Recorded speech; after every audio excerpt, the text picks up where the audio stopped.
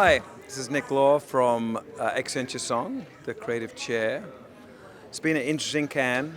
I would say that there are two themes that I've seen emerge from Cannes.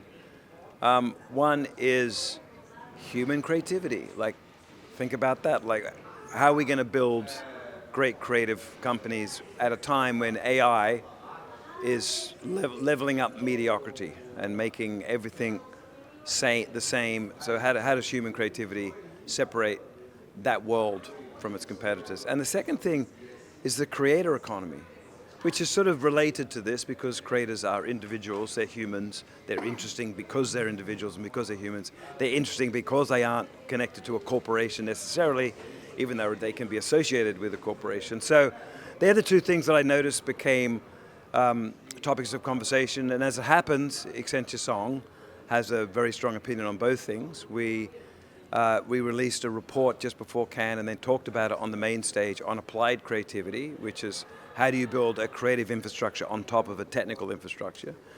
And we also announced very recently the acquisition of the Whaler Agency, which is a creator agency. So we were covering both of the most important topics. The ex-SoCo team that is now Droga 5 in Sao Paulo is a node in the network of the Droga 5 agency. And it's been a very deliberate expansion of that brand, so talent and companies that we think represent what Droga 5 represents, which is sort of an innovation in marketing, really good at making spiky, famous work. And so they're a part of that. It's really a collection of cultures, Droga 5 now. And I would say that they're a really important one. Like all Brazilian agencies, they've got a wonderful sense of design and storytelling. And I would say that the way that SoCo has enhanced Droga 5 is maybe that Brazilian sensibility of amazing design combined with amazing storytelling. Well, my personal opinion about Latin creativity is that it is so powerful that historically, I've built a lot of agencies on the back of Latin creativity. So RGA had an amazing Sao Paulo office, had an amazing Buenos Aires office, and even in our New York office and another office, we always had amazing Latin creatives. It's also true for Accenture Song.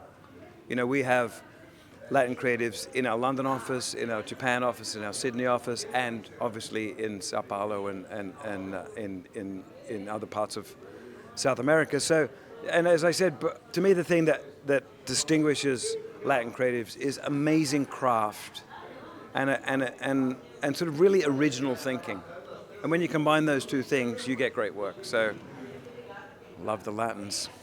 8 years ago. So, RGA was a powerhouse then. Bob Greenberg came with me, and we had great talent down there. So first of all, the conference was amazing.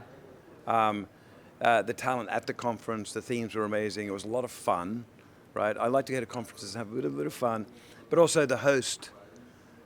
The hosts were amazing. I got to see the country. I had great food, enjoyed the culture. So I always say yes when people ask me to come to Latin America, especially San Diego.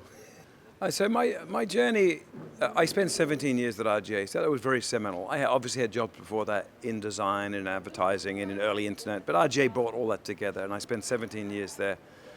And that was like a startup, even though we were part of a holding company, we behaved like a startup, and we grew very quickly. And we grew off the back of just looking at the potential of the technology, which is the internet, and figuring out how to use that potential creatively and build teams around all the things that that you can do in that medium. And then in Publicis, I got a view of the industry for the holding company level, which is really interesting. And Publicis has gone on to do a great job of combining all the pieces of a holding company. And then I went to Apple, and Apple, interestingly, was obviously a much bigger version of a little bit like RGA, because RGA was about combining systematic thinking and narrative thinking, and Apple's about art and science and humanities and design and technology, all these things coming together. So in that way, it was very similar, and that's why, by the way, a lot of RGA people have ended up at Apple because they sort of rhyme, even though the scale is completely different.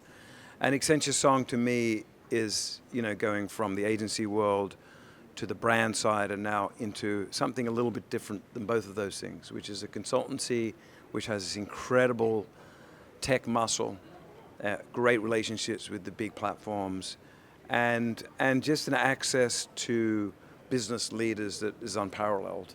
So you can really influence things all the way through. And Song is this sort of very broad set of customer-facing capabilities, which all have a creativity in its core, from marketing to design and digital product, to commerce, to service, and so all those things need creativity because to do something that a customer cares about, you need to have creative people because it's got to be interesting and useful. So it's a different thing. They've all been very different, and they've been very different experiences. And I always learn.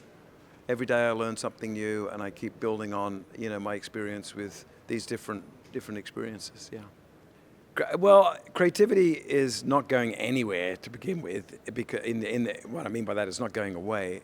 As I said at the beginning, it's become more important than ever, right? So if the enabling technology and this sort of generative creativity is pulling from everything humans have ever done and sort of combining it in ways, you still need to be able to think about things that haven't been done, take an intuitive leap, and also understand that sometimes the best data is your human experience. Intuition is a data set that's made up of everything I've experienced. Data is recording an action. So it's one step away from an experience. So we still need the data because we can see things that we can't see when we aggregate data.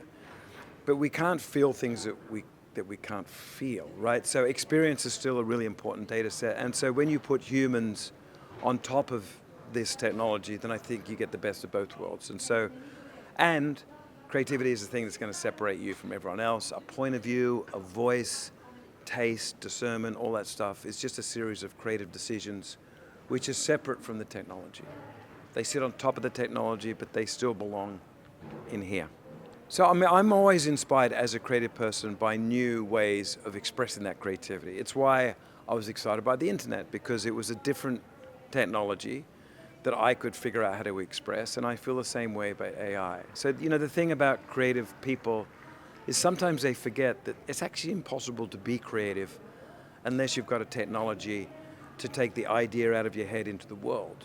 And whether that technology is the printing press or a pencil or the internet or AI, it's still a medium that takes the idea out of your head and puts it into the world. And I just want to look at AI, I just see endless possibility. And we haven't figured out how to use it in a way that is unique and useful and true to that particular technology yet, but we're going to get there quickly. And the creative people that master that and create the grammar are going to change the world. Gracias.